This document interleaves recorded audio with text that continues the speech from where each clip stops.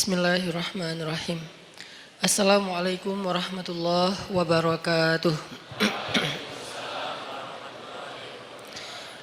Alhamdulillahirabbil alamin.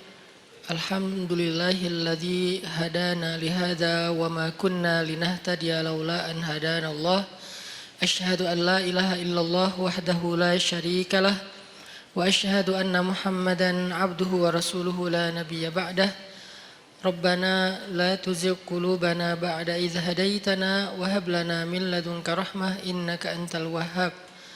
Allahumma salli wa sallim wa barik ala sayyidina wa habibina wa azimina wa nabiyyina Muhammad. Rabbi shrah li sadri wa yassir li amri wa halul 'uqdatan min lisani yafqahu qawli. Teman-teman sekalian, alhamdulillah kita panjatkan kepada Allah Subhanahu wa taala untuk nikmat yang Allah berikan kepada kita, kepada bangsa Indonesia, dan mudah-mudahan kita juga sebagaimana diberikan nikmat, tapi juga Allah memberikan kita kemampuan untuk bisa mensyukuri nikmat Allah. Karena nikmat yang tidak disyukuri itu akan berujung dengan malapetaka dan penyesalan. Sebaliknya, ujian yang disabari itu akan berujung dengan kenikmatan. Jadi enggak hanya bisa kita merasa gembira dan merasa nyaman dengan nikmat yang Allah kasih.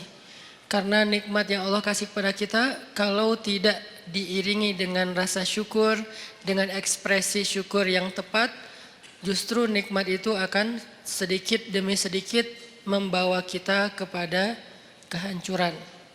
Dan ketika waktu kehancuran itu Allah tetapkan, maka kita hanya bisa menyesal dan menjadi orang yang rugi. Baik itu secara personal maupun secara sebuah bangsa. Kalau bangsa ini diberikan nikmat kemerdekaan, bangsa ini diberikan nikmat untuk bisa keluar dari banyak masalah, banyak tekanan, banyak peristiwa-peristiwa besar termasuk pada tanggal 30 September dan seterusnya. Lalu kita tidak mampu mensyukurinya dengan ekspresi syukur yang benar, maka justru nikmat-nikmat yang sudah banyak Allah berikan kepada bangsa ini akan diganti menjadi kebinasaan dan malapetaka. Na'udzubillahi min dzalik. Itu pernah dialami oleh orang-orang sebelum kita. Jadi ini bukan sekedar wacana, bukan sekedar nakut-nakuti, bukan sekedar persepsi subjektif. Tapi ini udah dialami oleh orang-orang sebelum kita. Makanya Al-Quran sendiri yang maha benar selalu mengangkat sejarah sebagai contoh. Padahal Allah cukup mengatakan jangan kayak gitu. Artinya apa yang Allah larang itu udah pasti rugi. Tapi kenapa Allah habis bilang jangan kayak gitu, Allah bilang seperti orang-orang sebelum kalian yang pernah begini lalu mereka merugi. Karena Allah ingin kita belajar dari sejarah. Dulu ada satu negeri yang sangat subur di Yaman. Negeri itu sampai diistilahkan dengan baldatun thayyibatun. Baldatun yang negeri yang thayyibah, yang semua yang tumbuh itu adalah baik. Enggak ada yang enggak baik. Tapi tiba-tiba berubah menjadi sebuah negeri yang berwarna hitam. Karena Allah hanguskan negeri itu dengan kebakaran yang luar biasa. Tapi kalau kita baca sejarah, itu bukan kebakaran karena human error. Allahu alam, tapi ini adalah salah satu bentuk kemarahan Allah kepada mereka.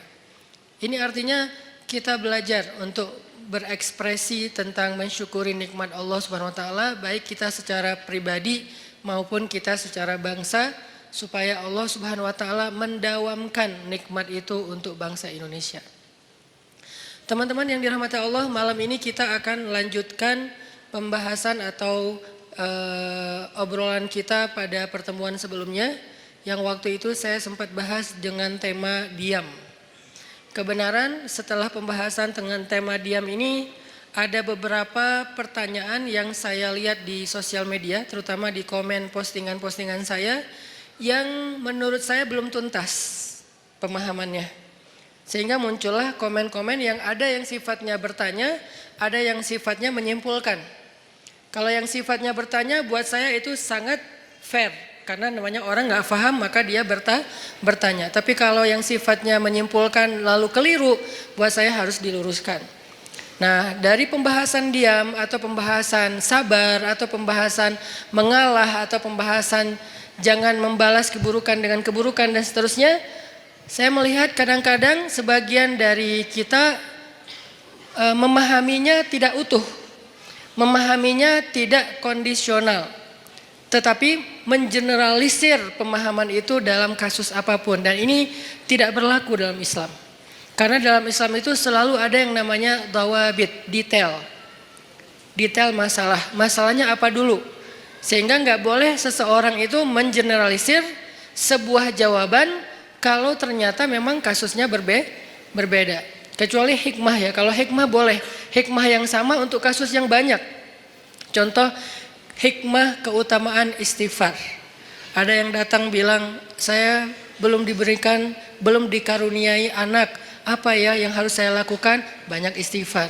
Datang lagi, saya belum dapat pekerjaan. Apa yang harus saya lakukan? Banyak istighfar. Saya ribut dengan pasangan. Apa yang harus saya lakukan? Banyak istighfar.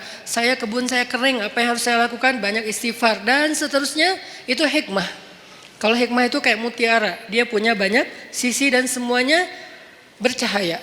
Tapi kalau jawaban yang sifatnya adalah hukum dan seterusnya, fikih, ini nggak bisa mengeneralisir semua masalah dengan satu fatwa. Kadang-kadang dalam satu hal dia boleh, tapi dalam kondisi yang lain dia menjadi tidak boleh atau sebaliknya.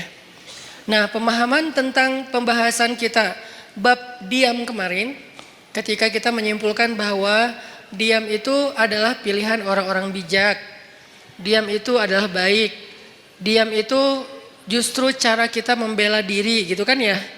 Diam cara paling baik untuk membela diri, bukan membela agama. Itu dua kalimat yang berbeda. Diam cara paling baik untuk membela diri, bukan membela agama. Kalau membela agama atau ada kemungkaran kita diam, itu kalau bahasa ulama dia adalah syaitan dalam wujud manusia. Nauzubillah min dzalik. Gak boleh diam. Cuman kita juga perlu belajar, kalau gak boleh diam terus kita ngapain? Karena ada orang bilang kita gak boleh diam, tapi dia juga gak ngerti ngapain setelahnya, nyikapinnya gimana, ngeresponnya gimana, ekspresinya gimana. Nah, ini semuanya adalah pembahasan yang tidak satu kali pertemuan. Kita harus membahasnya secara berturut, kemudian kita mencoba memahaminya dari semua kondisi. Kemarin kita membahas masalah bahwa diam itu adalah cara untuk membela diri yang paling baik. Nanti fadilahnya akan ditolong oleh Allah, dinaungi malaikat, didoain malaikat.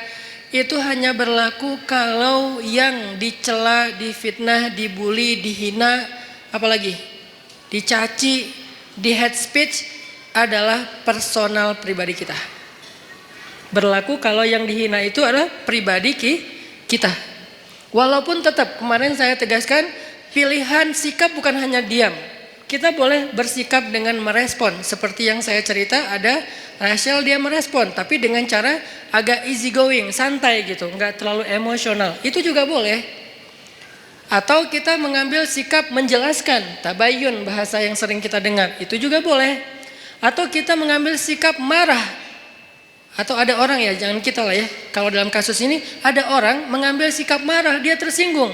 Kita harus memaklumi karena dia manusia biasa, selama marah dan tersinggungnya tidak berlebihan. Jadi ini banyak pilihan sikap, tapi di antara semua pilihan sikap itu ternyata pilihan diam menjadi salah satu yang terbaik. Salah satu yang terbaik, bukan satu-satunya. Sehingga nanti kalau ada ustadz lain atau ada anggapan lain mengatakan ini pilihan yang terbaik ketika kita lagi disakiti secara pribadi, itu juga mungkin salah satunya. Saya nggak mau mengatakan, mengklaim satu-satunya yang terbaik itu adalah yang saya katakan. Enggak, salah satunya. Ternyata diam adalah salah satu pilihan sikap paling baik dan paling insya Allah luar biasa hasilnya kalau kita sedang mengalami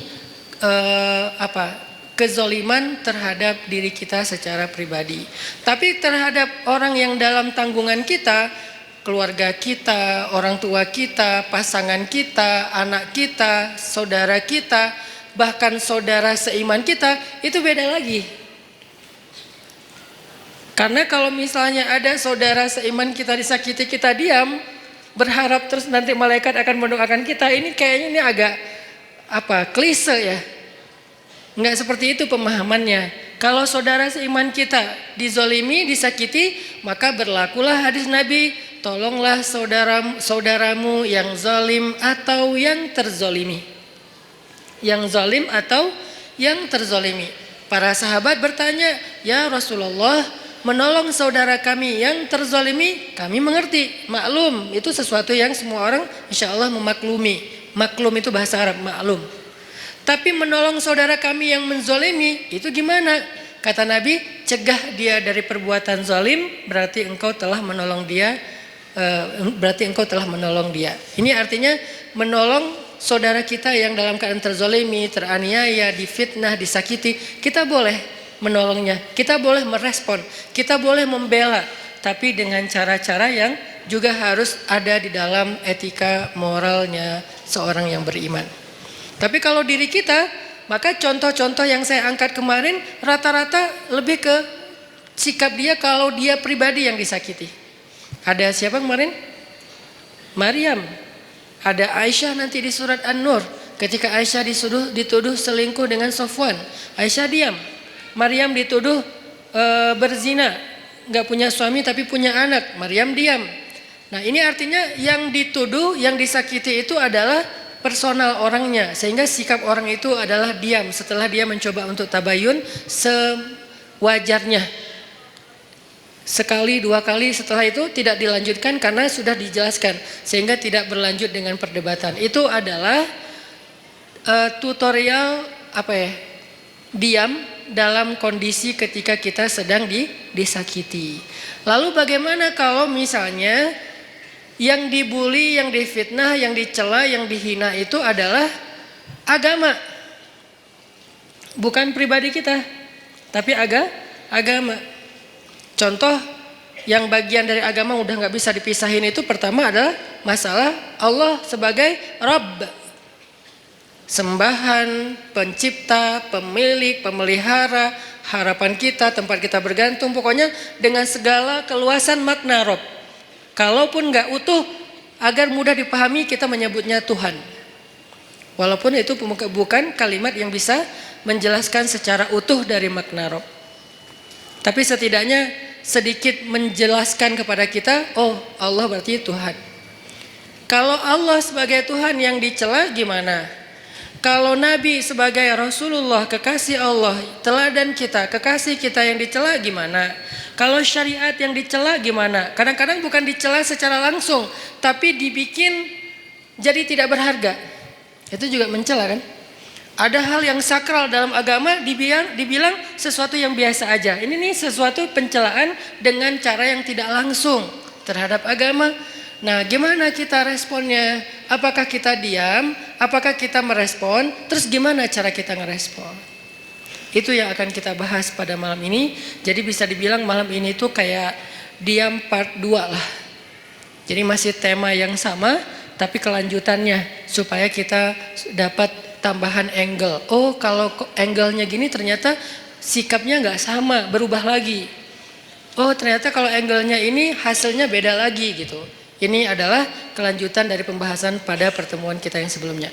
Oke, sebelum kita membahas lebih lanjut tentang diam part 2 ini, cara kita menyikapi orang yang menyakiti hal-hal yang prinsip dalam keimanan kita, Allah, Rasulullah, syariat, Al-Quran, hadis, ulama, apalagi orang soleh, termasuk bahkan saudara, keluarga, masyarakat, tetangga, mukmin disakiti, gimana sikap kita? Maka sebelumnya yuk kita sama-sama tilawah dulu firman Allah di dalam surat Ali Imran ayat 181. Di sini ada cerita yang berkaitan dengan tema kita. Karena menjelaskan sesuatu dengan cerita itu kayaknya akan jauh lebih universal. Surat Ali Imran ayat 181.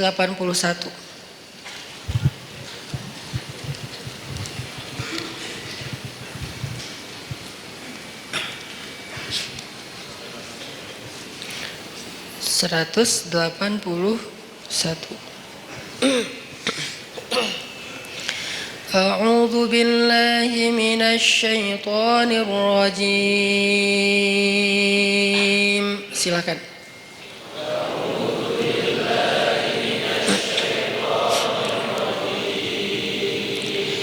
Bismillahirrahmanirrahim.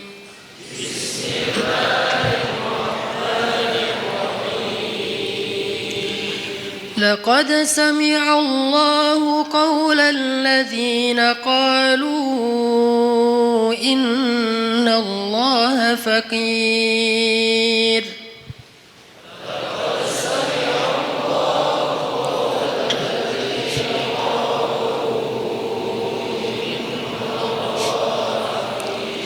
الذين قالوا إن الله فقير ونحن أغنياء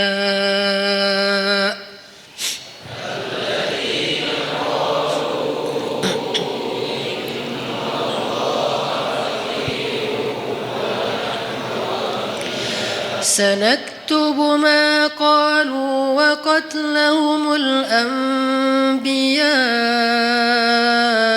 بغير حق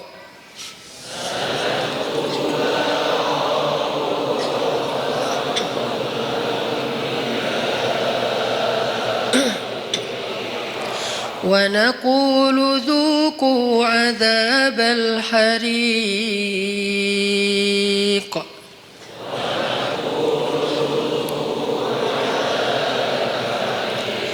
ذلك بما قدمت أيديكم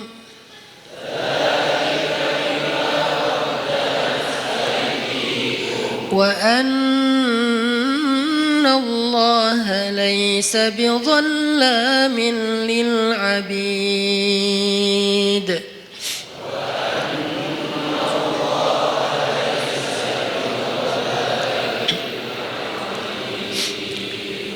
Nah, sebelum kita baca terjemah, saya pengen ceritain dulu sedikit adegan yang berkaitan dengan ayat ini. Satu hari Abu Bakar As-Siddiq lagi main ke sebuah kawasan atau ke sebuah pasar tempat orang-orang Yahudi ngumpul. Jadi kayak di Madinah itu kan ada orang Islam sama orang Yahudi kan hidup berdampingan. Cuman seringnya orang Yahudi ini bikin masalah. Mereka membatalkan perjanjian, mereka mengganggu kaum muslimin, mereka menyebarkan fitnah, termasuk salah satunya fitnah Aisyah selingkuh. Akhirnya satu demi satu kabilah Yahudi itu kemudian diusir oleh Nabi karena berkali-kali melanggar perjanjian. Maka jadilah kota Madinah itu hanya tinggal kaum muslimin saja. Tadinya Islam di Madinah itu sangat berdampingan dengan orang Yahudi karena dasarnya Islam itu kan rahmatan alamin ya, nggak mau ngerecokin orang, nggak mau ganggu orang, itu Islam banget tuh. Islam nggak mau ganggu orang, Nabi itu paling nggak enak ngerepotin orang, itu tuh Islam banget. Tapi juga Islam punya prinsip, dia punya hal yang buat dia itu nggak bisa ditawar. Salah satunya adalah kehormatan, apalagi yang berkaitan dengan kehormatan perempuan. Kemudian masalah ideologi, hal-hal yang akidah, syariah, sehingga muncullah kalimat lakum dinukum waliyadin. Kalian dengan cara agama kalian, kami dengan cara agama kami. Bisa nggak kayak gitu kita hidup? Nggak usah saling mengganggu.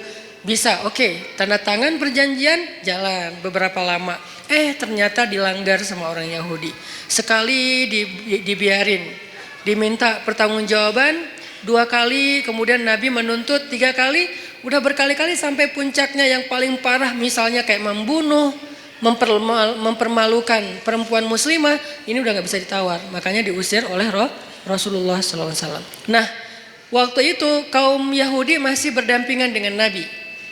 Satu hari Abu Bakar datang ke tempat main atau nongkrongnya orang Yahudi lah, kayak kafenya Yahudi lah mungkin atau restorannya Yahudi gitu kan. Mereka lagi nongkrong. Datang Abu Bakar situ. Tadinya Abu Bakar datang niatnya baik, pengen silaturahim. Bukan silaturahim ya, pengen temenan lah. Karena sebetulnya silaturahim dalam makna aslinya hanya berlaku untuk keluarga. Sebutlah dengan bahasa kita silaturahim. Pengen silaturahim sama beberapa tokoh Yahudi, salah satunya bernama Fanhas.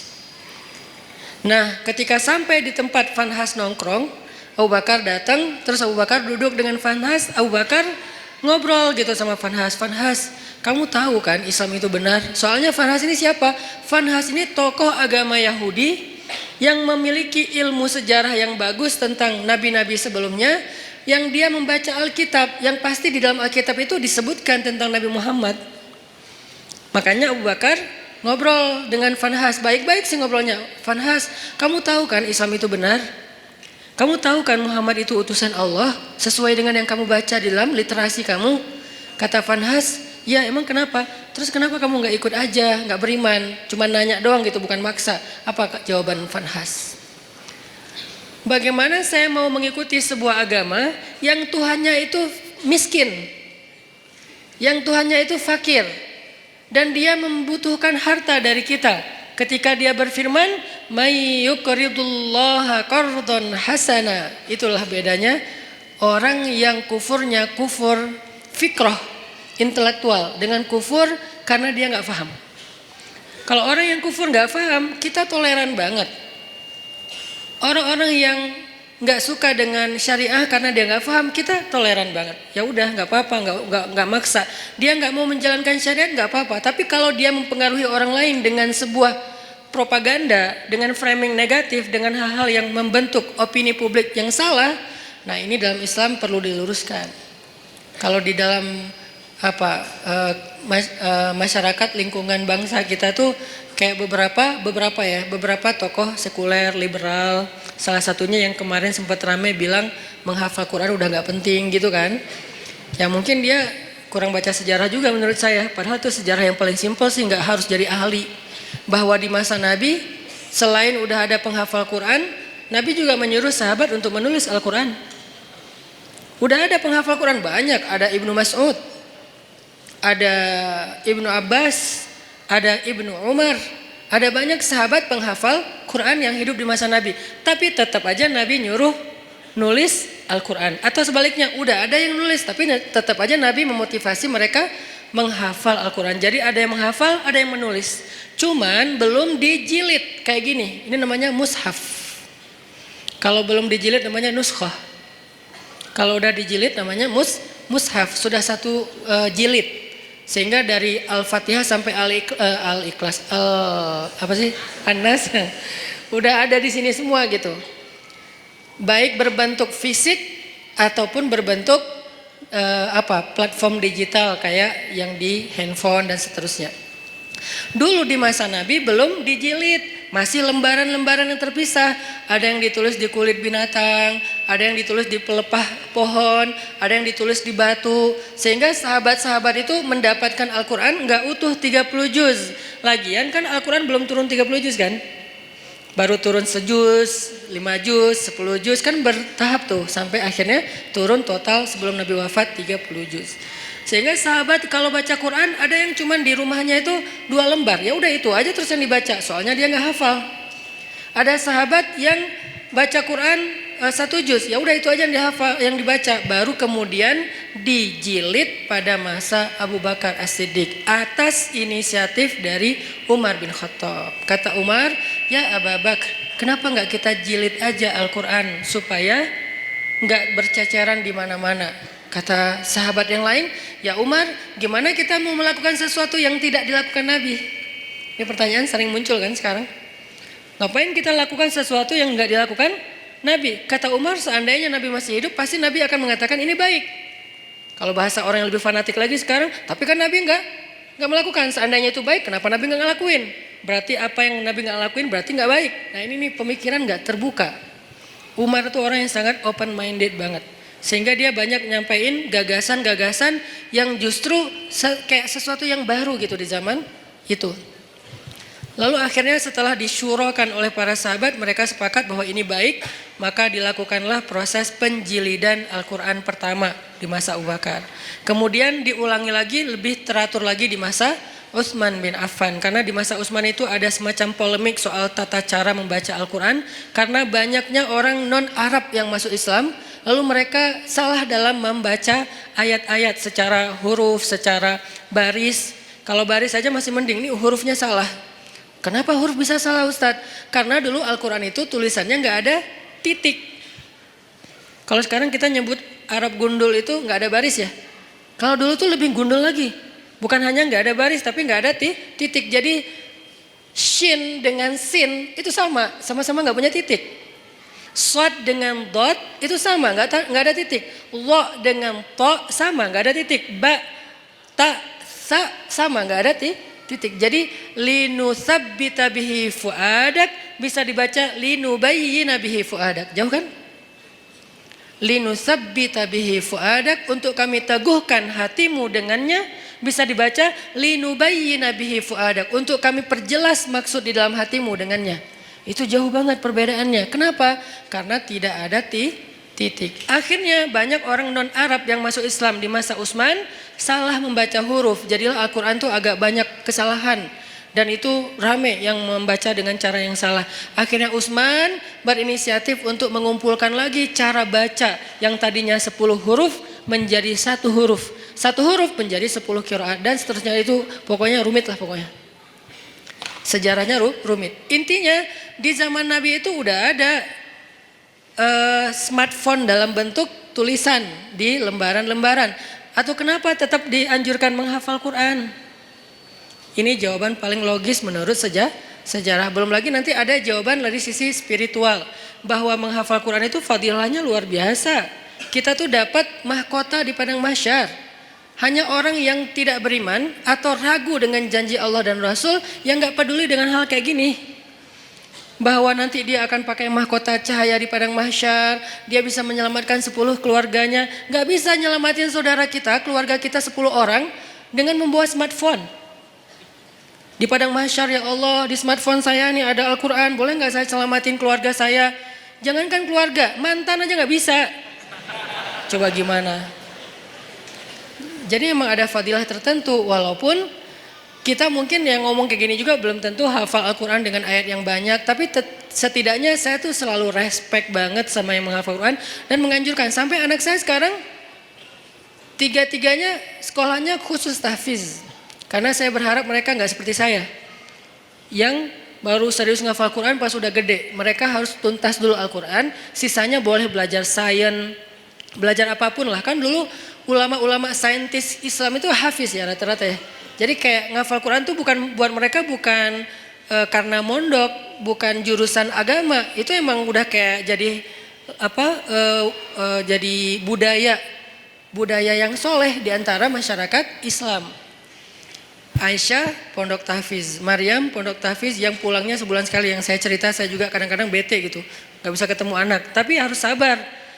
Yahya masuk TK tahfiz, yang dari TK itu udah mulai belajar tahsinnya pakai bahasa Arab, bukan pakai bahasa Indonesia. Dia menghafal huruf pakai bahasa Arab. Yang saya pernah sekali tampilin di YouTube ya, yang alifun Allah kayak gitu-gitulah. Saya juga nggak hafal, dia hafal.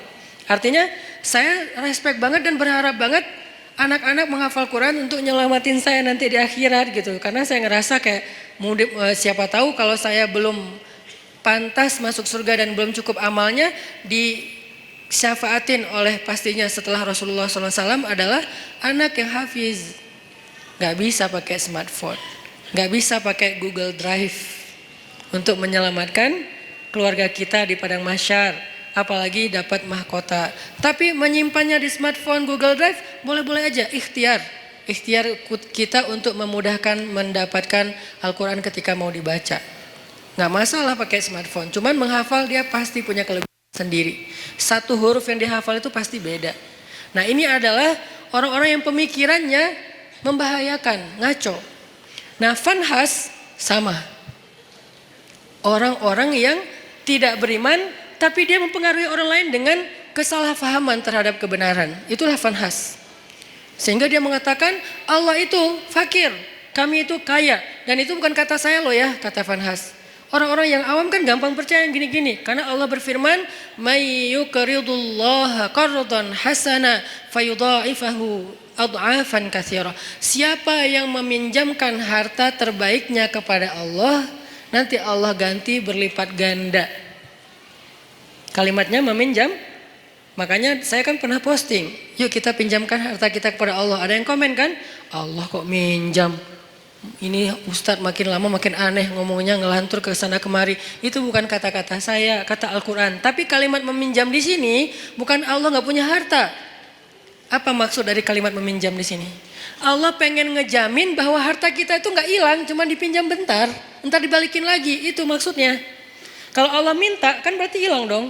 Kalau Allah pinjam entar dibalikin lagi, dan Allah itu nggak pernah ingkar janji. Ditambah lagi ada kalimat Allah ngebalikinnya nggak sesuai dengan yang dipinjam, dibalikin berlipat kali, berkali lipat.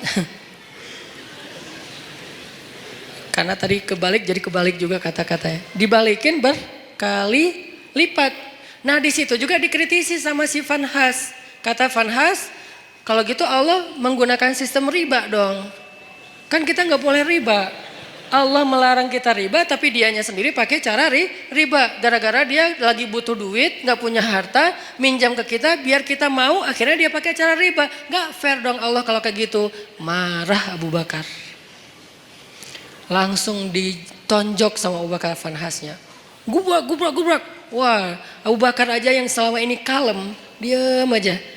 Orangnya sabar kalau dirinya yang, kebayang nggak ketika di Mekah Abu Bakar itu dikeroyok orang gara-gara ngebelain Nabi. Sampai saking dahsyatnya mereka mengeroyok Abu Bakar, itu wajah Abu Bakar tuh hancur dan nggak dikenali. Kamu siapa Abu Bakar? Kok jadi gitu? Mukanya tuh hancur. Abu Bakar terima digituin. Tapi ketika Allah dihina sama Vanhas, wah itu digebukin terus-terusan sama Abu Bakar. Sampai Vanhas dibela rame-rame, terus Abu Bakar pulang. Vanhas datang ke Rasulullah SAW bilang, ya Muhammad, lihat nih apa yang dilakukan sahabat kamu kepada saya. Ini yang kamu bilang Islam, yang katanya damai segala macam. Siapa yang melakukan itu? Abu Bakar. Rasulullah aja nggak percaya. Abu Bakar? Kalau Umar, Nabi percaya. Karena Umar kan orangnya tegas, keras kan. Ghalidun syadid, itu julukan Umar. Keras dan tegas, Umar. Sampai ada yang datang ke rumah Umar nanya tentang satu masalah.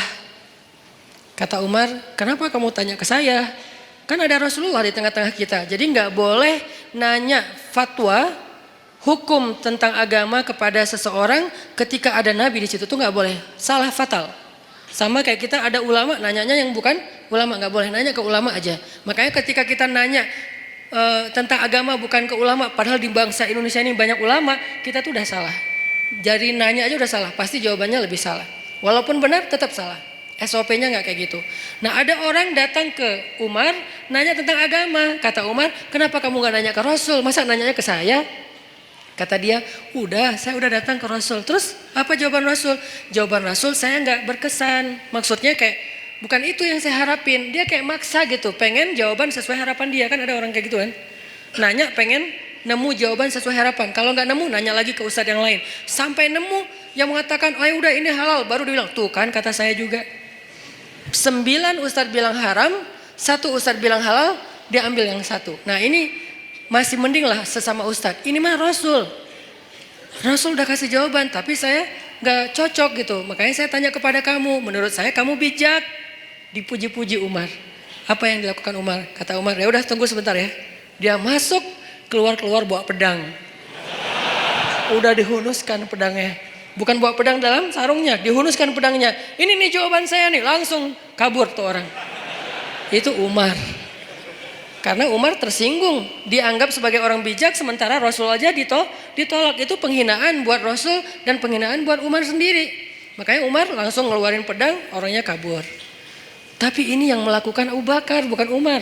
Orang yang gak pernah dikenal, pernah mukulin orang. Satu-satunya yang pernah dipukul Abu Bakar itu cuma berhala. Ketika dia masih kecil, diajak ayahnya untuk ngelilingin tawafin berhala. Ayahnya yang tawaf, Abu Bakar duduk nungguin. Pas ayahnya udah pergi, berhala itu dilemparin sama Abu Bakar. Lo ngapain sih orang-orang tawaf ke lo, padahal gak bisa ngapa-ngapain. Itu Abu Bakar, salah satu sahabat, walaupun sedikit sekali jumlahnya, sahabat yang gak pernah syirik bahkan di masa sebelum Islam, Abu Bakar salah satunya. Abu Bakar, Khadijah, Ali. Ini orang-orang yang dari sebelum Islam pun mereka nggak pernah syirik, nggak pernah nyembah berhala. Tapi yang lain pernah lalu bertaubat dan masuk Islam, kemudian menjadi lebih baik. Abu Bakar yang melakukan. Rasulullah, Abu Bakar, dipanggil Abu Bakar. Lalu Nabi nanya baik-baik, karena ini Abu Bakar nih, orang yang wibawa, orang yang baik hati, orang yang lembut. Gak boleh langsung dipercayai aja nih omongan, apalagi nih Fanhas yang ngomong. Rasulullah nanya, ya Abu Bakar, ini perbuatan kamu? Ya Rasulullah. Nabi kaget. Jadi itu bukan hoax. Benar nih Abu Bakar nonjokin orang, gebukin orang. Ya Rasulullah. Ya Abu Bakar, kenapa kamu pukul dia? Apa jawaban Abu Bakar? Ya Rasulullah, inna aduwallah qala qawlan aziman annallaha faqirun wa annahum anillahi aghniya. Ya Rasulullah, sesungguhnya musuh Allah ini mengatakan satu kalimat yang sangat fatal, yang sangat buruk tentang Allah. Dia bilang Allah itu fakir dan mereka itu kaya dan tidak butuh kepada Allah. Maka ghadibtu lillah ya Rasulullah. Saya marah karena Allah ya Rasulullah. Rasulullah nanya ke si Fanhas. Fanhas, benar kamu bilang Allah fakir? Enggak, namanya juga orang Bani Israel. Enggak semua Yahudi itu kayak gitu. Karena ada Yahudi yang lurus dulu, enggak tahu sekarang. Tapi umat Yahudi kan Nabi Musa Yahudi yang membawa agama Yahudi. Kemudian nanti ada keluarga Nabi Musa yang Yahudi, termasuk sampai Zakaria, Imran Yahudi kan. Jadi bukan agamanya, Bani Israel lah yang paling bawel itu. Ternyata dia bohong, dia bilang enggak. Wah Abu Bakar udah mukulin saya, sekarang dia memfitnah saya. Muhammad, beginikah didikanmu terhadap sahabatmu? Rasulullah bingung, mana yang benar nih? Abu Bakar mukul Fanhas. Tapi Fanhas bilang, saya nggak mengatakan hal yang kayak gitu. Saya disakitin sama Abu Bakar. Abu Bakar itu emang benci sama saya sejak dulu. Akhirnya ketika Nabi tidak bisa menilai siapa yang benar, siapa yang salah, turunlah ayat ini. Allah mendengar pembicaraan orang yang mengatakan Allah fakir dan kami kaya. Dengan segala macam kemarahan Allah juga marah tuh. Di sini Allah kayak bilang, aku juga marah, bukan Abu Bakar doang, kata Allah. Jadi Abu Bakar kayak dibela gitu sama Allah. Abu Bakar, bareng kita marah sama dia. Gitu. Kan keren ya Abu Bakar ya di situ ya. Sampai Allah mengatakan apa tadi ayatnya teh? Wa naqulu dzuqu adzabal harik, dan kami balas ucapan mereka dengan kalimat dzuqu adzabal harik, rasakan azab yang membara. Itu tuh ancaman Allah kepada Fanhas nanti di akhirat. Artinya Allah tuh merestui Abu Bakar marah. Allah merestui Abu Bakar marah. Tapi kita jangan buru-buru menyimpulkan ini terus kita langsung take action ya. Wah ini bahaya, gue tonjokin aja nih. Jangan, karena ini nih Fanhas. Yang kita hadapi kan bukan Fanhas kan, beda-beda kan. Ada yang namanya mungkin dia pakai nama Abu atau apalah kayak gitu-gitu kan. Ini nggak boleh difanhasin. Karena kalau dia difanhasin nanti jadi rame, Islam malah yang jelek juga kan. Makanya ya hadapi aja dengan argumentasi ilmiah, hadapi aja dengan penjelasan yang meluruskan persepsi kepada masyarakat, gak usah terpancing. Biarkan harusnya hukum yang bergerak di situ, karena emang kewajiban seorang yang memegang hukum, penguasa. Kalau dia nggak mengambil tindakan hukum, dia bertanggung jawab di hadapan Allah SWT. Dalam arti membiarkan orang menghina Allah, Rasulullah, agama Allah. Membiarkan saja dosa, karena dia mampu untuk mencegah, untuk menyikapinya, untuk menghukum dengan cara yang terbaik. Di zaman Umar, ketika Umar jadi khalifah, ada tuh yang kayak gitu tuh. Suka nyebarin hal-hal yang kayak aneh, nyeleneh tentang agama. Asalnya dari Irak. Dia ini emang tokoh liberalnya Irak lah. Dia nyebarin fitnah tentang makna ayat Al-Quran. Saya lupa tapi ayatnya apa, nanti saya cek lagi. Tapi dia kayak bikin keraguan orang terhadap kebenaran Al-Quran. Kalau dalam bahasa ulama ini disebut dengan istilah syubhat. Makanya ada istilah raddus syubhat, menolak membantah syubhat-syubhat tentang agama. Ada yang mengatakan misalnya ternyata melakukan hubungan walaupun tidak halal, tidak resmi, tidak dalam akad nikah, asalkan sama-sama rela, itu sesuatu yang dibolehkan. Ini namanya syubhat, menyebarkan fitnah tentang agama di tengah-tengah masyarakat. Ini fatal banget dalam sebuah sebuah bangsa atau masyarakat. Di zaman Umar ada orang kayak gitu. Kalau kita baca sejarah kekhalifahan Umar itu luar biasa loh. Ada orang yang dideportasi karena terlalu ganteng. Selebgram terlalu ganteng dan itu nggak ada hasil editan. Kalau saya kan ngeditnya lama kan ya, pakai editor terbaik lah Rifat cie. Tapi kalau ini nggak perlu diedit, udah emang ganteng.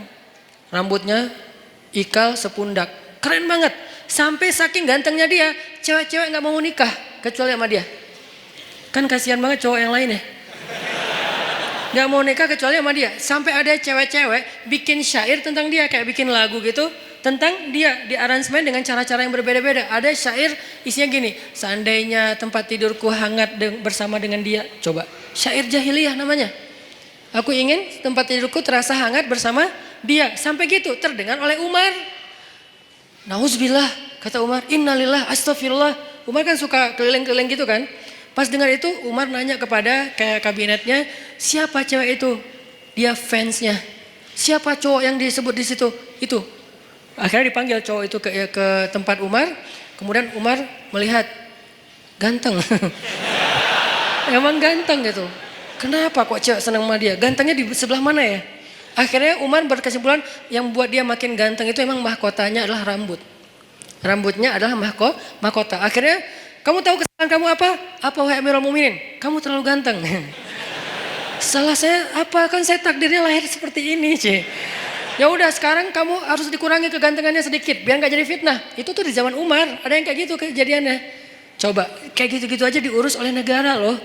Demi supaya kan tugas seorang pemimpin itu adalah menjamin rakyatnya itu tidak terjadi masalah kan, termasuk masalah moral. Ini kan masalah moral yang nanti merusak juga masalah spiritual, iman, ibadah kan jadi nggak khusyuk ngingat dia terus lagi sholat. Makanya nggak boleh. Nah akhirnya kata Umar, kamu harus dikurangin kegantengannya. Caranya dipotong rambutnya.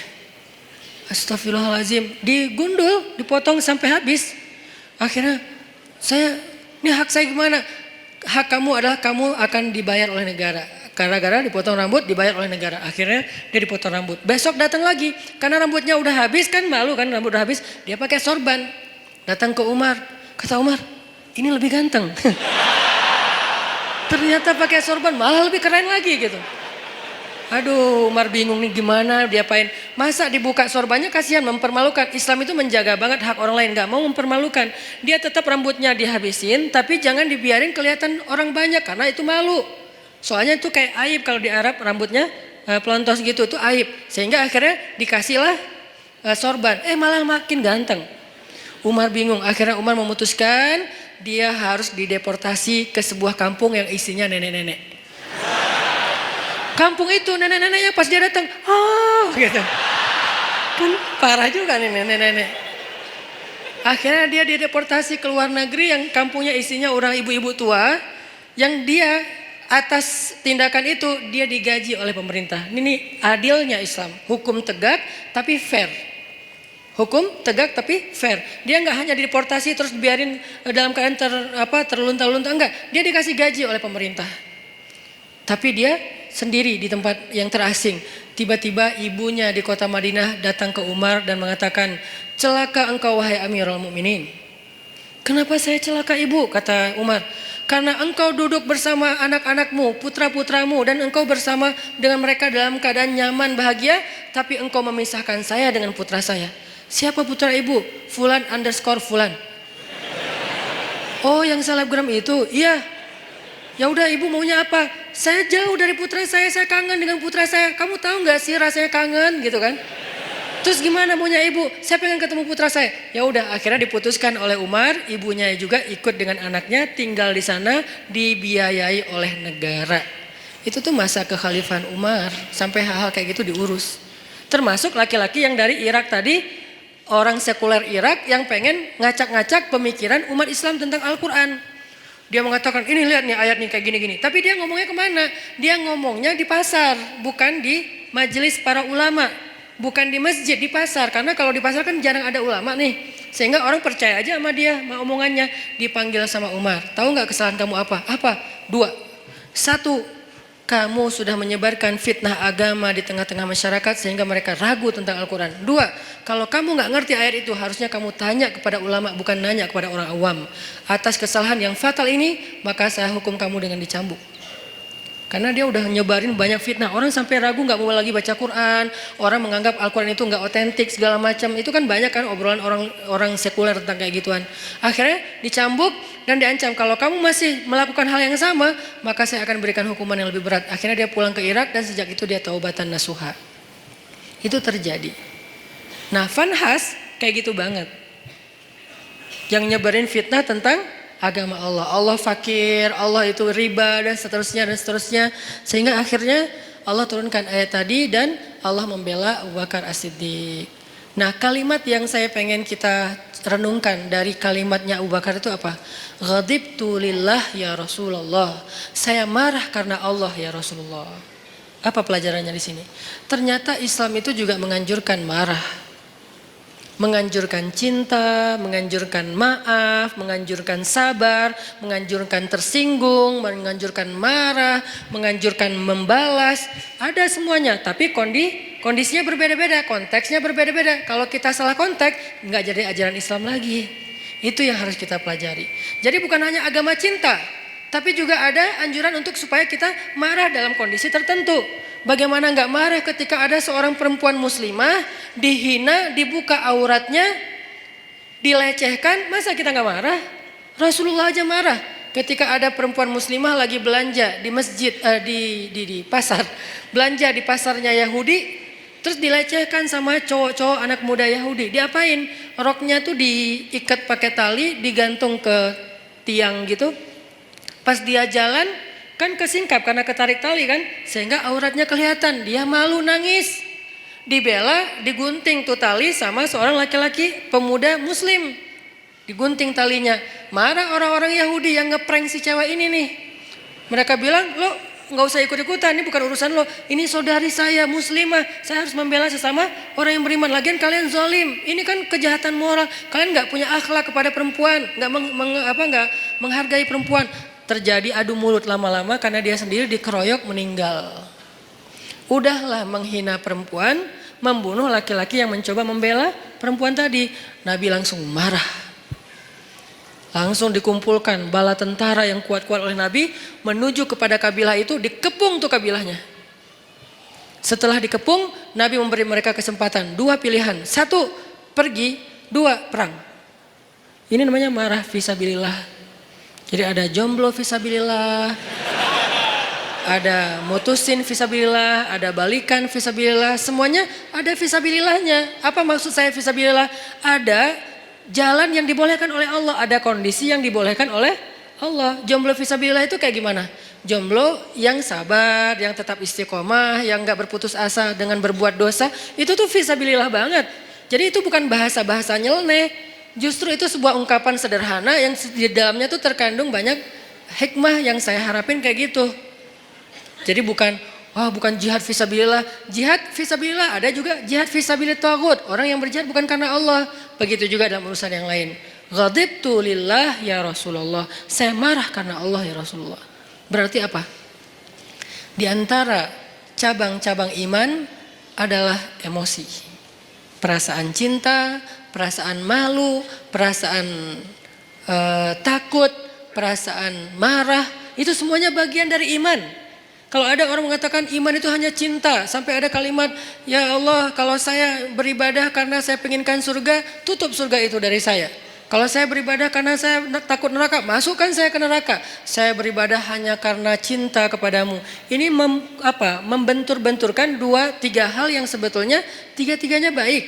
1, roja, mengharapkan surga, itu baik, bagian dari iman. 2, khauf, takut neraka, itu juga bagian dari iman. 3, mahabbah, cinta kepada Allah, itu juga bagian dari iman. 3-tiganya emosional, perasaan. Ternyata iman itu juga menyangkut urusan perasaan. Sehingga pertanyaannya, sudah berimankah perasaan kita? Jangan-jangan yang baru beriman lisan kita. Asyhadu an la ilaha illallah, asyhadu anna Muhammadur Rasulullah. Lisan kita beriman. Apakah hati kita beriman? Yaitu yakin. Apakah perasaan kita beriman? Yaitu takut kepada neraka, mengharapkan surga, mengharapkan ampunan Allah, cinta sama Allah, kangen sama Allah, cinta sama Rasulullah. Itu kan imannya, perasaan. Sudah berimankah pikiran kita? Artinya pikiran kita itu yadhkurunallaha qiyaman wa qu'udan wa ala junubihim. Ingat Allah terus. Dalam keadaan berdiri, duduk, berbaring, itu kayak simbol dari totalitas kehidupan dia. Ingat Allah terus. Itu berarti pikirannya sudah beriman. Sudah berimankah tangan kita yang tercegah dari menyakiti orang lain? Sudah berimankah kaki kita yang tidak mau melangkah ke tempat-tempat dosa? Sudah berimankah sekujur tubuh kita dengan segala bentuk amal solehnya? Termasuk perasaan. Sehingga orang yang tidak marah ketika agamanya dihina, orang yang tidak marah ketika Allah dihina, Rasulullah dicela, itu tuh berarti imannya, perasaannya belum utuh keimanannya. Saya nggak bilang nggak beriman ya, karena itu terlalu ekstrim menurut orang tidak beriman. Tapi dalam bab itu dia belum utuh keimanannya, belum baik keimanannya. Karena harusnya dia marah. Cuman yang harus kita perjelas juga adalah gimana cara kita marah. Gimana cara kita mengekspresikan marah? Marah harus, tapi mengekspresikannya ada banyak cara dan itu sangat kondisional. Gak bisa digeneralisir. Tapi marah harus. Tersinggung harus. Coba kalau ada yang menghina ibu kita, marah gak? Marah pasti, gak mungkin gak marah. Salah gak kita marah? Gak salah, cuman gimana cara kita marah kan gitu kan? Waktu kecil dulu kan suka gitu kan, ada teman kita menghina ayah kita dengan dibuat foto ayah kita di tanah terus diinjak-injak. Nih ayah kamu nih, gitu kan ya. Akhirnya kita, wah lu ngina ayah gua, akhirnya berantem. Waktu kecil suka gitu tuh. Ngalamin gak sih masa-masa kayak gitu? Udah gak ada ya? Kalau yang milenial mungkin gak ngalamin. Kalau saya kan sebelum milenial, udah agak tua. Dulu pernah ngalamin masa-masa si bolang kayak gitu tuh. Terus kita kayak bikin kertas, tulis nama ayah saya Abdurrahman, nama ibu saya Kartini. Jadi ibu saya Kartini itu cuma saya yang boleh nyanyi itu. Ibu kita Kartini, cuma saya karena ibu saya Kartini namanya. Kartini Abdurrahman, nih gue injak-injak nih gue sobek-sobek nih. Wah bener nih lo cari masalah sama gue. Akhirnya berantem atau dibales kalau gak berani berantem. Nulis juga nama ayah dia sama ibu dia. Kita sobek-sobek juga. Ujung-ujungnya sih berantem juga. Kenapa kita marah? Karena kita cinta sama orang tua kita, gak mungkin enggak. Kadang-kadang kita kayak sebel sama ibu kita. Tapi kita gak rela ada orang menghina ibu kita kan. Kadang-kadang kita kayak beda pendapat sama orang tua kita. Tapi kita gak rela ada yang menyakiti orang tua kita. Itu tuh udah pasti. Umumnya kayak gitu. Hanya anak durhaka yang gak kayak gitu. Umumnya orang kayak gitu. Gimanapun dia gak dekat sama orang tuanya. Gimana pun dia kayak gak nyaman dengan orang tuanya. Kadang-kadang berdebat, berselisih sampai marah. Tapi dia gak rela orang menyakiti orang tuanya. Apalagi ini lebih dalam rasanya daripada masalah keluarga. Kenapa bisa gitu Ustadz? Karena suatu hari Umar bin Khattab datang kepada Nabi mengatakan, ya Rasulullah, aku mencintaimu lebih dari apapun kecuali diriku sendiri. Cinta itu perasaan, bagian dari iman. Kata Nabi, belum sempurna wahai Umar. Artinya belum cukup wahai Umar. Belum cukup iman kalau hanya baru mencintai Rasul lebih dari apapun juga selain diri sendiri. Belum cukup wahai Umar. Artinya imannya belum utuh. Terus gimana ya Rasulullah? Katakan aku mencintaimu lebih daripada apapun termasuk diriku sendiri. Ya Rasulullah, aku mencintaimu lebih daripada apapun termasuk diriku sendiri. Al-an ya Umar, al-an. Sekarang baru cukup wahai Umar, baru cukup. Dan Umar gak ngomong dengan lisannya saja, dia ngomong dengan perasaannya. Kalau dia udah ngomong itu benar-benar rasanya dalam sedalam itu. Artinya perasaan, emosi bagian dari iman.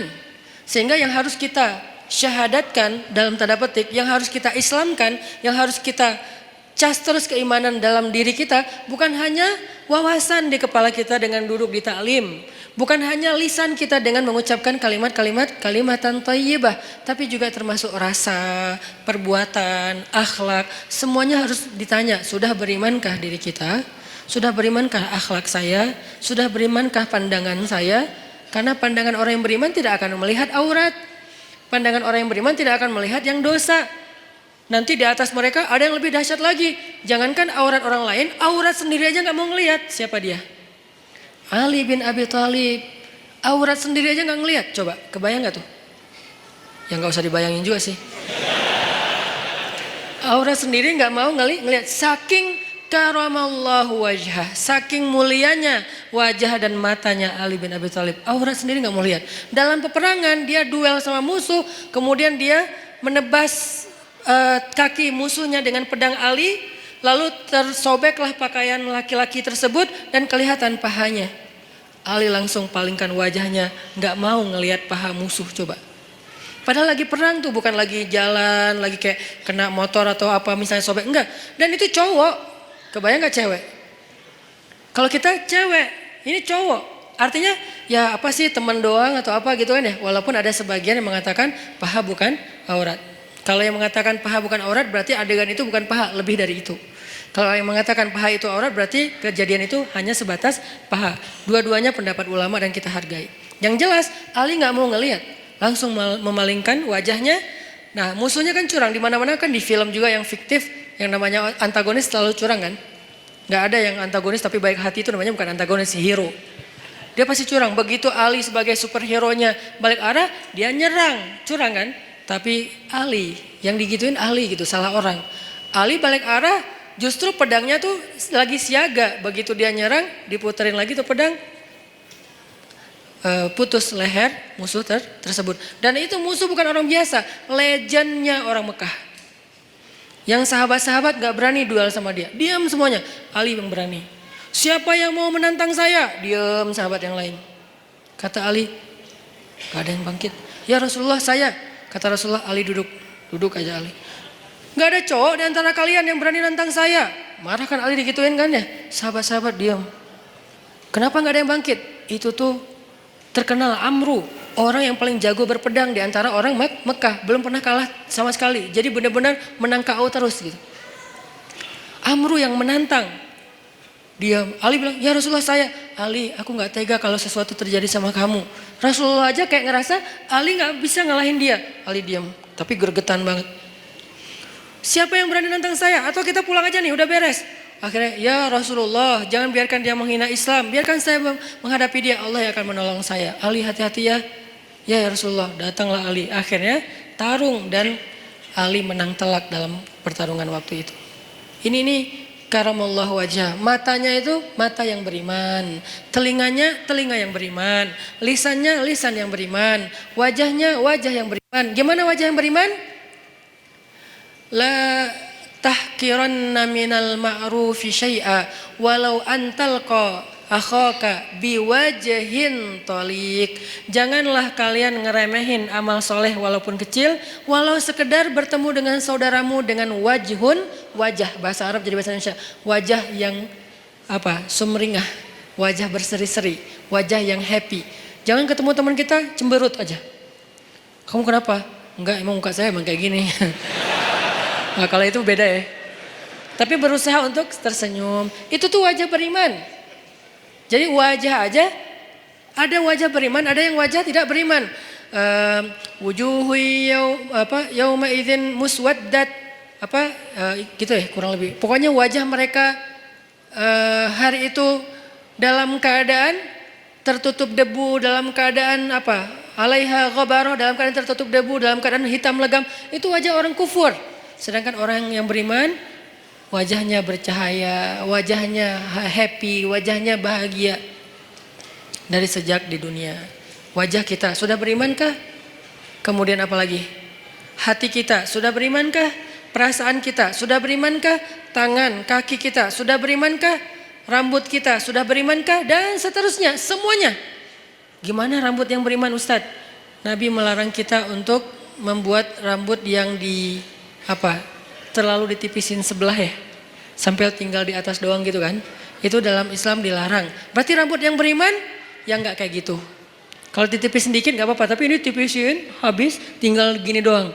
Ya, itu tidak dianjurkan dalam Islam. Berarti rambut yang beriman, rambut yang biasa-biasa aja. Kalau bisa agak luar biasa dikit. Tadi kayak cowok yang keren tadi, rambutnya sepundak, ikal. Kalau nggak mampu Ustadz, karena kalau udah saya panjang nggak turun ke bawah, naik ke atas, ya udah jangan dipaksain. Tergantung jenis rambut. Yang jelas rapi, terus dirawat sama dia kan ya. Itu rambut orang beriman. Ternyata iman itu bukan hanya soal sholat, puasa, termasuk perasaan. Jadi marah itu bisa jadi bagian dari iman kalau tepat dalam kondisinya. Sehingga Abu Bakar marah, ghadibtu lillah ya Rasulullah. Itu kata kuncinya. Aku marah karena Allah wahai Rasulullah SAW. Sehingga kita wajib marah teman-teman. Sampai Nabi pernah mengatakan juga dalam masalah perasaan dan iman itu ada hubungannya. Kata Nabi, salasun man kunna wajada fihi halawatal iman. Man kunna fihi wajada halawatal iman. Ada 3 hal yang kalau seseorang itu ngerasain dia kalau seseorang itu mendapatkannya berarti dia merasakan nikmatnya iman. Merasakan puncaknya iman. Merasakan loh ya, bukan melakukan, bukan mengatakan, bukan memikirkan, tapi merasakan, rasa. Dan 3-tiganya rasa. Ada 3 perasaan yang kalau seseorang mendapatkan dalam dirinya berarti dia berada di puncaknya iman. 1. Ayyakunallahu wa rasuluhu ahabba ilaihi mimma siwahuma. Ketika Allah dan Rasul lebih dicintai olehnya dari apapun juga. Cinta, perasaan. Yang kedua, perasaan juga. Ayyuhibbal mar'a la yuhibbuhu illa lillah. Mencintai seseorang dan tidak mencintainya kecuali karena Allah. Mencintai sesama muslim, mencintai ulama, mencintai habaib, mencintai para kiai, mencintai guru-guru kita, mencintai orang yang soleh, yang lebih soleh dari kita, mencintai, itu perasaan. Dan itu adalah wajada halawatul iman, puncaknya iman. Ketiga, ayyakraha ayyauda ilal kufr kama yakrahu ayyuqadhafa finnar. Benci, ternyata benci juga bagian dari iman. Benci bagian dari iman. Jadi kalau ada orang Islam itu tidak membenci, benci. Kepada apa dia benci? Kepada dosa, kepada kemungkaran, kepada kekufuran dia benci. Makanya bahasanya ayyakrah ayyauda ilal kufr. Dia benci untuk kembali kepada kufur. Saya enggak mengatakan kalimatnya benci kepada orang kafir, enggak. Benci kepada kembali kepada kekufuran. Artinya perbuatannya. Dia benci dengan perbuatan dosa, bermaksiat, dia benci. Berarti kalau kita udah bisa membenci dosa-dosa kita di masa lalu, insya Allah kita sudah merasakan puncaknya iman, benci. Jadi kalau dikatakan Islam itu nggak ada kebencian, ada kebencian, dalam banget. Kebenciannya bagian dari 70 cabang iman. Tapi bencinya siapa? Apa? Yang dibenci adalah dosa. Makanya ada ayat, Allahumma habib, ada doa, Allahumma habib ilainal iman wa zayyinhu fi qulubina wa karrih ilainal kufra wal fusuqa wal isyan waj'alna minar rasyidin. Itu doa. Diambil dari ayat. Ayatnya, walakinnallaha habbaba ilaikumul iman wa zayyanahu fi qulubikum wa karraha ilaikumul kufra wal fusuqa wal isyan wa ja'alakum minar rasyidin. Allah menjadikan kalian apa mereka gitu sebagai orang yang mencintai keimanan dan menjadikan rasa cinta itu indah dalam hati mereka. Lalu menjadikan mereka benci kepada kekufuran dan itulah orang yang mendapatkan petunjuk. Benci kepada kufur, dosa, fusuk. Fusuk itu apa? Akhlak yang buruk. Dia nggak suka. Jadi kalau kita ngelihat ada orang yang perangainya nggak bagus dan kita ngerasa itu kayak entertain, hiburan, ini kita berarti nggak punya benci nih.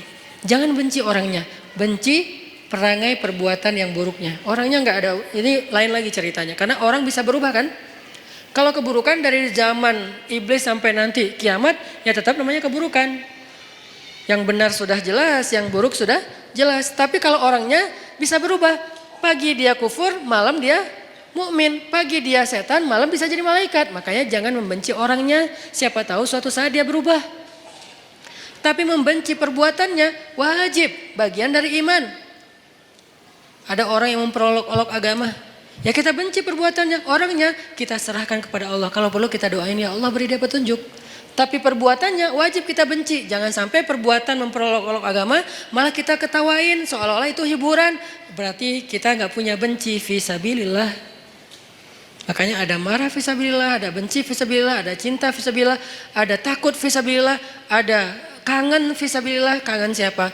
Kangen dengan Rasulullah SAW, seperti kangennya Bilal, sampai saking puncak kangennya luar biasa, dia nggak sanggup azan.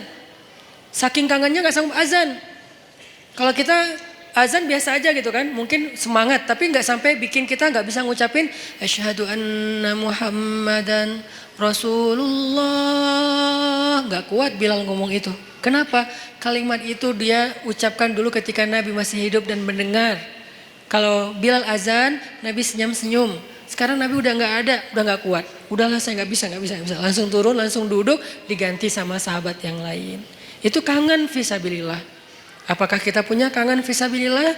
Apakah kita punya cinta fisabilillah? Apakah kita punya benci fisabilillah? Apakah kita punya marah fisabilillah? Apakah kita punya memaafkan fisabilillah? Karena semuanya perasaan. Sakit hati fisabilillah ada, tapi ada juga sakit hati yang nggak dibolehin. Baper fisabilillah banyak, makanya baper itu bisa jadi ibadah. Tergantung konteks. Kan baper itu bawa perasaan kan? Benar nggak sih artinya? Salah satu di antara baper yang berpahala yang gimana? Baper ketika sholat.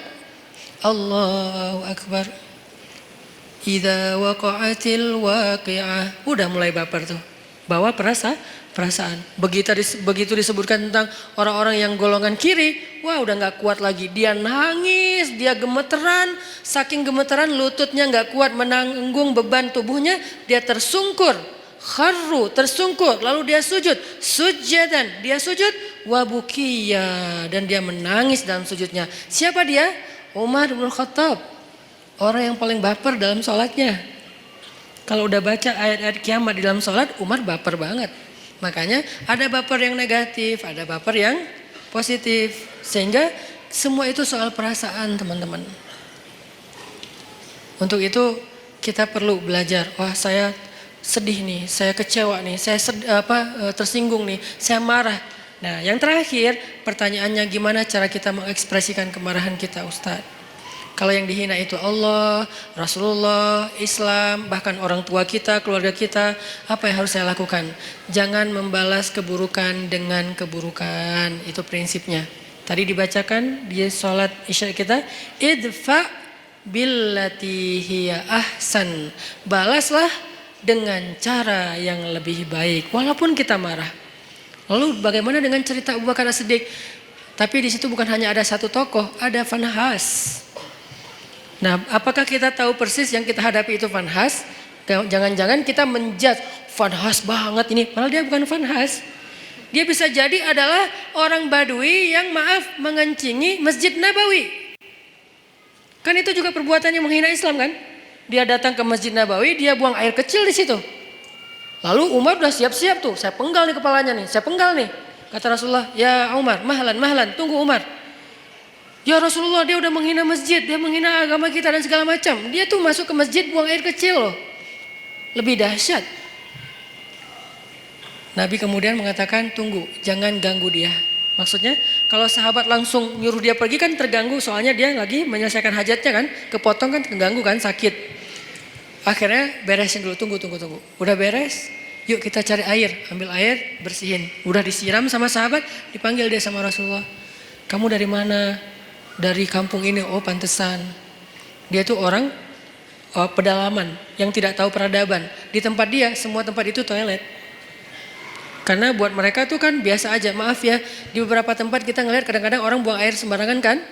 Karena dia rata-rata orang yang berpendidikan rendah, orang yang mungkin tidak belajar, orang yang belum modern, belum berperadaban.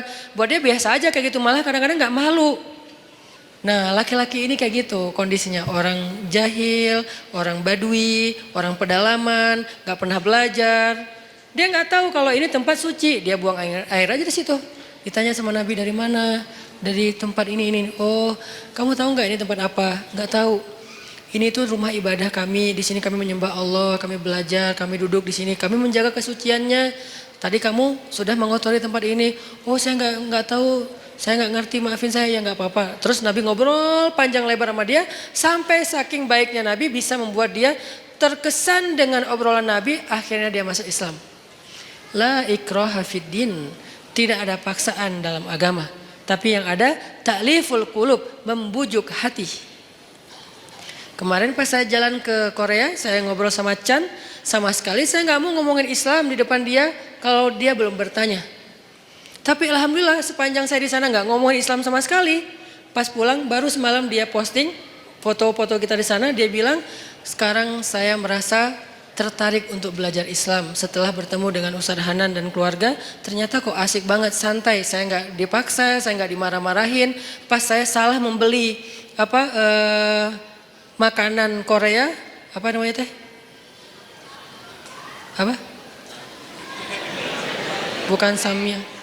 Ya cireng lah pokoknya. Cireng Korea gitu ya. Kimbap. Nah, pas lagi beli kimbap kan ada porknya kan. Cuman dia nggak dimasukin ke dalam gulungan kimbap itu, dia kan salah. Tapi saya malah saya malah bayarin, bukan membeli, saya malah bayarin karena udah terlanjur dibeli pasti harus dibayar. Akhirnya kalau belum terlanjur dibeli saya nggak akan beli. Tapi karena udah terlanjur dibeli dan pasti Chan akan bayar, saya bayarin. Tapi saya nggak mau makan, saya ngomong ke dia pelan banget. Chan maaf ya, maaf banget nih. Saya tahu kamu niatnya baik, tapi maaf karena kamu nggak paham tadi itu ada pork di situ. Walaupun nggak dikasih di sini tetap nggak boleh bagi kami. Maaf ya. Oh ya nggak apa-apa. Dia malah respect. Alhamdulillah sekarang pengen belajar Islam. Walaupun hidayah itu di tangan Allah, bukan di tangan kita. Kita hanya ikhtiar. Akhirnya orang Baduy ini masuk Islam. Setelah masuk Islam, dia doa, ya Allah, berilah rahmatmu kepada saya dan kepada Rasulullah, yang lain jangan. Dia sebel sama yang lain. Karena tadi mau dimarahin kan sama yang lain. Kata Nabi, kenapa doanya kayak gitu? Iya Rasulullah, saya sebel sama mereka. Kalau doa yang baik-baik supaya malaikat mendoakan juga kamu dengan kebaikan yang sama. Oh gitu ya Rasul. Ya Allah rahmati saya, Rasulullah dan yang lain-lain juga. Beres kan ya? Ini nih siapa? Ini bukan Fanhas. Ini orang yang belum mengerti tentang kebenaran. Kalau Fanhas ngerti banget. Malah Alkitab, dia ngerti Alkitab, Taurat, Injil, Al-Quran bahkan. Makanya dia tahu ayatnya. Bukan orang biasa, beda sikapnya.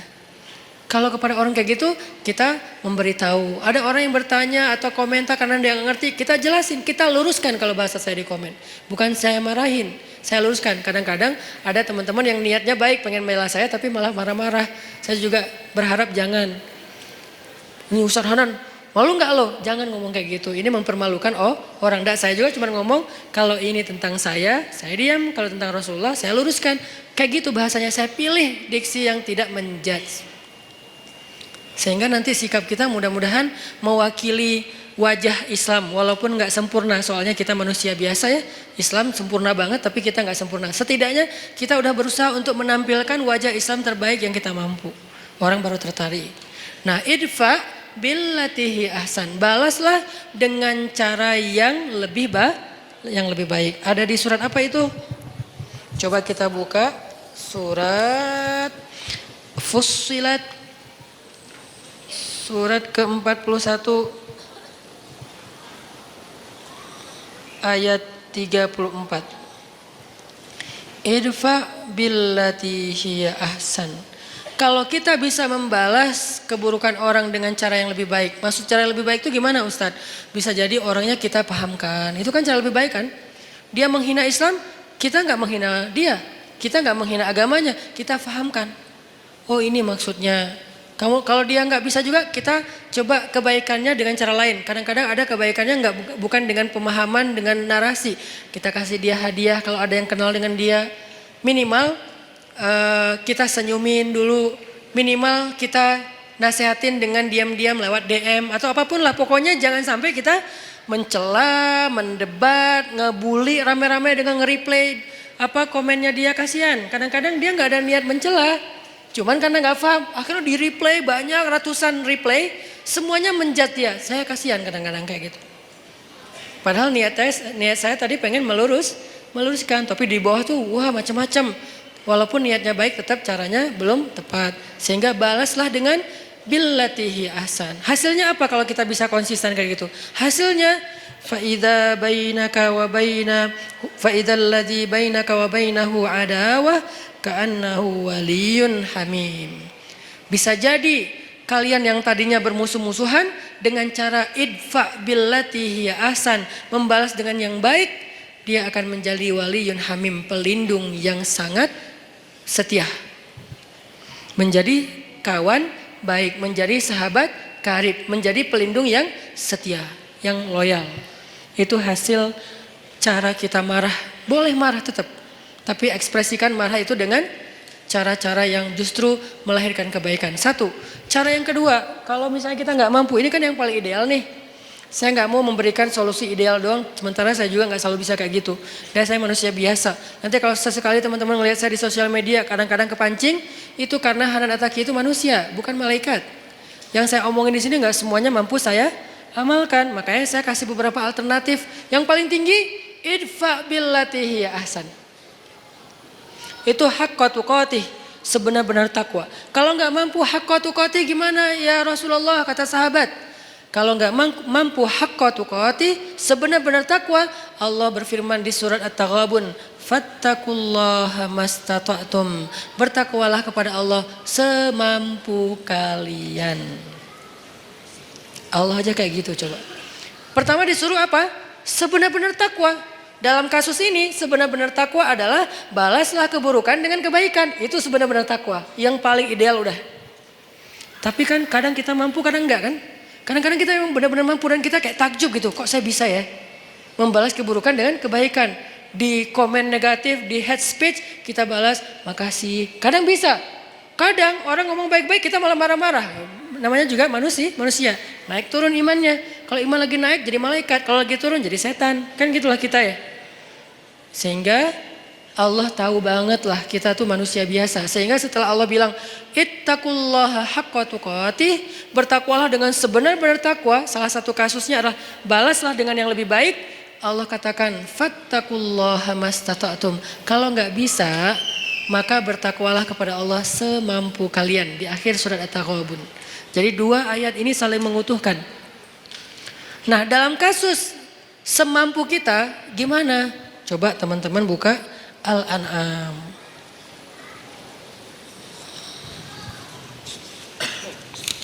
Di surat Al-An'am ayat 68. Coba lihat surat Al-An'am ayat 68. Wa idza ra'aital ladzina yakhuduna fi ayatina فأعرض عنهم حتى يخوضوا في حديث غيره وإما ينسينك الشيطان فلا تقعد بعد الذكرى مع القوم الظالمين. Kalau ada orang yang memperolok-olok ayat Allah, yang memperolok-olok agama Allah, yang memperolok-olok syariat Allah, maka janganlah kamu, maka berpalinglah kamu dari mereka. Itu kalau kita nggak bisa membalas dengan yang lebih baik, udah berpaling aja, jangan ikut-ikutan. Di grup, ya udah, diam. Live group Ustadz, ya mungkin ayat ini salah satu ayat tentang anjuran untuk live group. Kalau isi grupnya terus-terusan, semuanya kompak, hanya ngomongin yang nyeleneh-nyeleneh, kayak hal-hal yang aneh tentang agama, syubhat, ya udah kita dianjurkan oleh surat Al-An'am ayat 68 untuk live group. Ini juga live group fisabilillah. Live group karena Allah, bukan karena kita masalah personal. Saya nggak nyaman lagi di situ, kenapa? Saya sering dicuekin, itu bukan fisabilillah. Kalau saya broadcast nggak ada yang respon. Kalau teman saya broadcast semuanya nyamber. Kayaknya mereka nggak senang sama saya. Udahlah saya live aja. Itu tuh bukan fisabilillah. Boleh nggak Ustadz? Boleh. Tapi bukan fisabilillah. Jangan bilang-bilang ini fisabilillah loh ya. Enggak.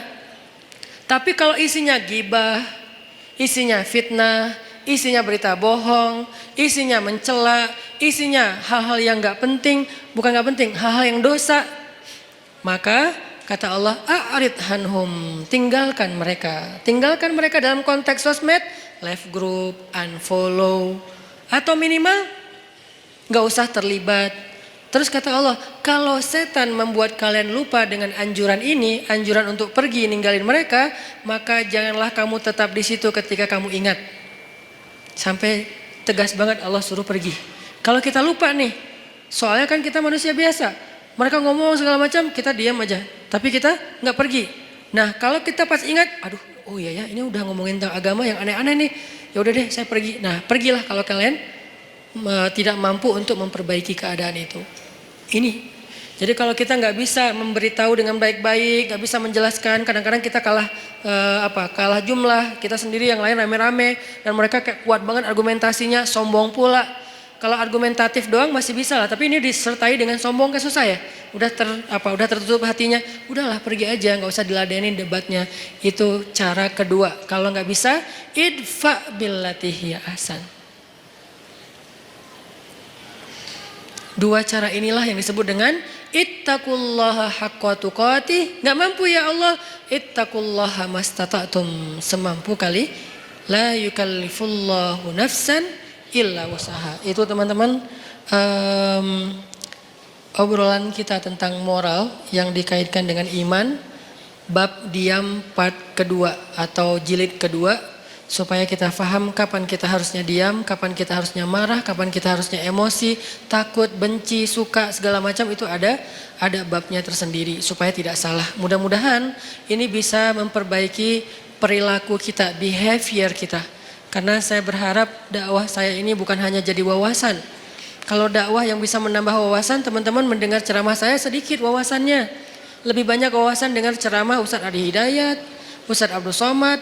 Kalau dengan saya tuh fokus banget dengan daily life. Buat saya kalau hanya wawasan tidak merubah perilaku belum sempurna. Makanya kita bagi-bagi tugas. Ada UAS dan UAH yang mungkin memberi wawasan Islam yang luar biasa. Ada UHA yang memberikan lebih kepada tutorial daily life yang lebih islami. Behavior, persepsi dan seterusnya. Lagian ini tuh praktis insya Allah dalam kehidupan kita. Di sosial media atau dalam kehidupan sehari-hari.